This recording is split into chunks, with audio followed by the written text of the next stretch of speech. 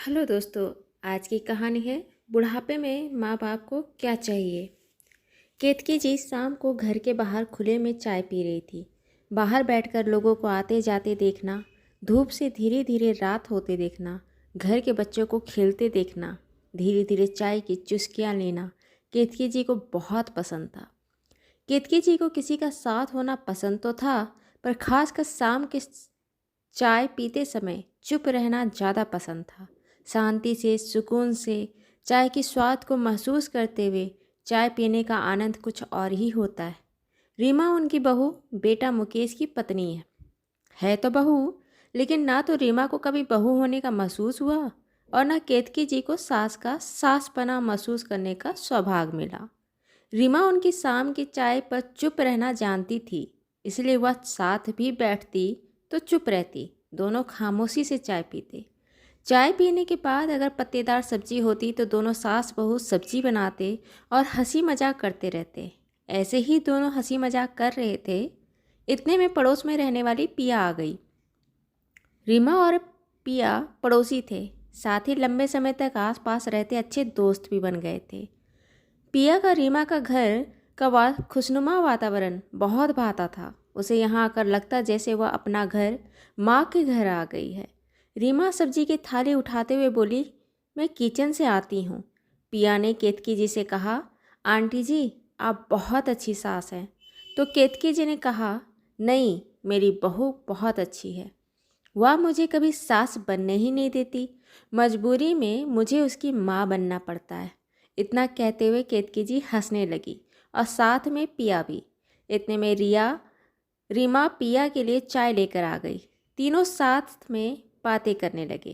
पिया बातें करते करते रीमा को देख रही थी और सोच रही थी कि उसकी किस्मत कितनी अच्छी है।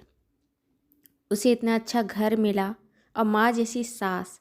10 दिन बाद रीमा को मार्केट जाना था तो उसने पिया को फ़ोन लगाई।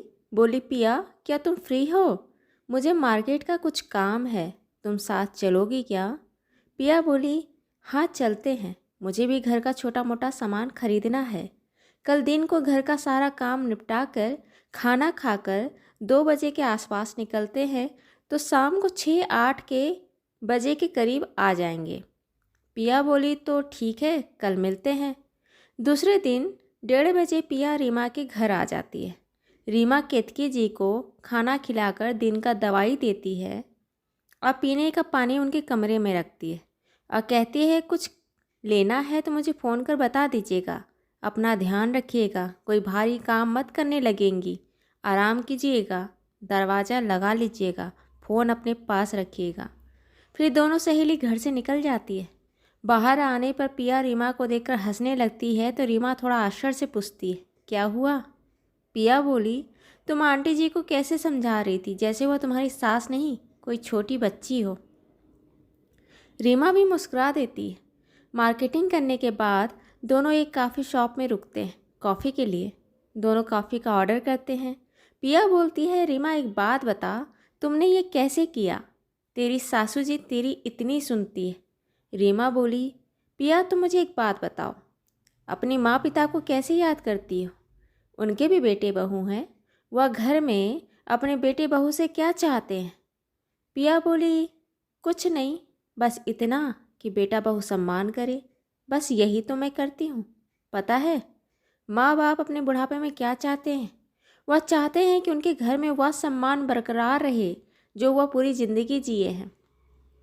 सुबह उठकर हाथ में चाय देकर मैं अपनी सासू जी से पूछती हूँ, मैं खाने में क्या बनाऊँ? बदले में वह कहती हैं, क्या क्या सब्जी है?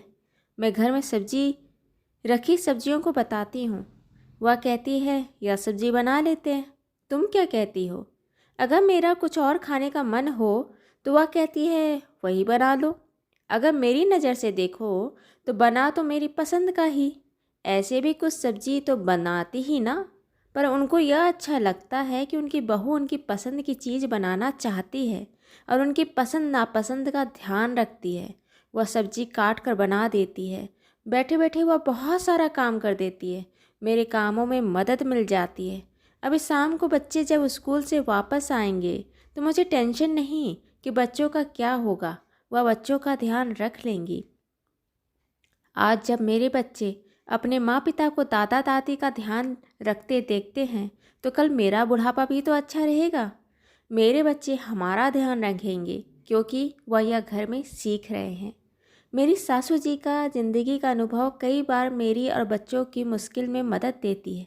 मेरे पति अपने माँ पिता को खुश देखकर वह भी खुश होते हैं। जब सब खुश हो तो मेरे घर का माहौल खुशनुमा होता है।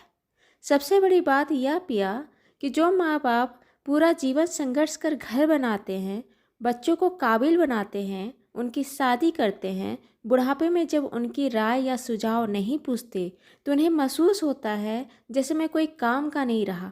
मेरा घर में होना ना होना कोई मतलब नहीं है। हम फैसला ले सकते हैं, लेकिन उनकी राय पूछना, उस बात पर बातें करना उन्हें महसूस कराता है कि वह भी परिवार के महत्वपूर्ण हिस्सा हैं। रात को उनके पैरों की मालिश करती हूँ। इससे मेरे बच्चों को यह सीख मिलता है कि माँ बाप का सेवा सिर्फ मन और पैसे से ही नहीं, शरीर से भी करना चाहिए। आशीर्वाद, दुआ, बद्दुआ सिर्फ शब्द नहीं होता है पिया, इसका अर्थ होता है। सोचो, माँ बाप का मन को दुखाकर क्या कोई बच्चा आबाद रह सकता है? नहीं ना। यही ध्यान में रखती हूँ पिया। पिया बोली, तेरी नज़र से देखी तो समझी कि तेरी सासू जी तेरे पर फिदा क्यों है। दोनों खिलखिलाकर हंस पड़ी। दोस्तों, अगर आपको मेरी कहानी पसंद आई हो तो इसे लाइक करें, शेयर करें और सब्सक्राइब करें। और हाँ, मिलती हूँ एक नई कहानी के साथ एक छोटे से ब्रेक के बाद। धन्यवाद।